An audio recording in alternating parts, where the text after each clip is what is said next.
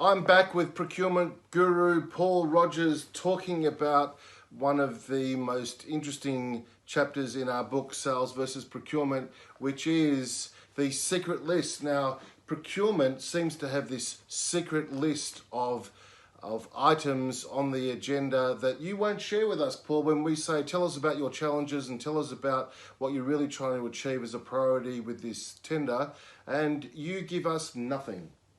Of course, it's not a secret list, is it? It's a list that the evaluation team, part of the procurement process, not the procurement department, have drawn up as being a representation of what the organisation needs and their relative priority. So it's not a secret, it's shared in the specification, almost certainly in the bid documents, and if you can't read the bid documents, then you better get to Specsavers. I'll prove to you that it's secret and you give us absolutely nothing, which ends up in a generic solution being delivered. How so? Let's role play this. Off you go. Right, so tell me your challenges, Paul. We've got a variety of challenges and they're stipulated in the tender documents. Right, so what's your biggest priority, Paul? There's a variety of issues that we face. We want a quality solution, we want it at lowest overall total cost, and of course we want after-sales support and service, and they're all equally important. You see, this goes on forever and ever, and you give us absolutely nothing. So either you don't know what your stakeholders actually want, and you haven't done the research to find out what they are, or you just want to have a level playing field so that we provide a tender response, but in the end, all you'll get is a generic supplier response. So all 7 or 8 suppliers that respond to you will just give you their stock standard answer because you give us nothing to find out about how to customize what we do for you.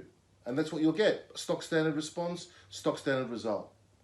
I think the detail of your response is not a matter for us, it's a matter for you.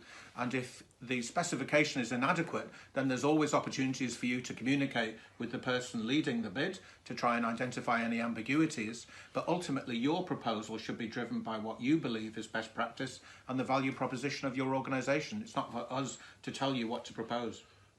No, it's not. So we'll go and talk to someone who's actually impacted by the solution and find out what their priorities, their nuances and their challenges are, so that we can then design something that isn't just generic. And that way, if you go outside of procurement, you'll find out what the real priorities are, because the secret list is so secret. The stakeholders, the head of marketing operations, the head of IT, they will know what the list of priorities are. Let's find out from them, because obviously you're not interested in giving it to us. Happy to share that information in advance of any procurement process being in train, but while the bid process is in train, it's a niet or a no. What, so are you going to ban us? Are you going to give us a red card if we go and talk to the head of IT? It's something that obviously would have to be considered on a case-by-case basis. Would you kick us out of the process because we went to understand a client's needs more carefully? I think in many organisations, especially the public sector, if one organisation gains more information than the others, it compromises the whole process. Would you kick us out, Paul? I'd kick you out. I know you would. So if you want to learn more about this, where can stakeholders go, Elliot? Sales versus Procurement. Get the book.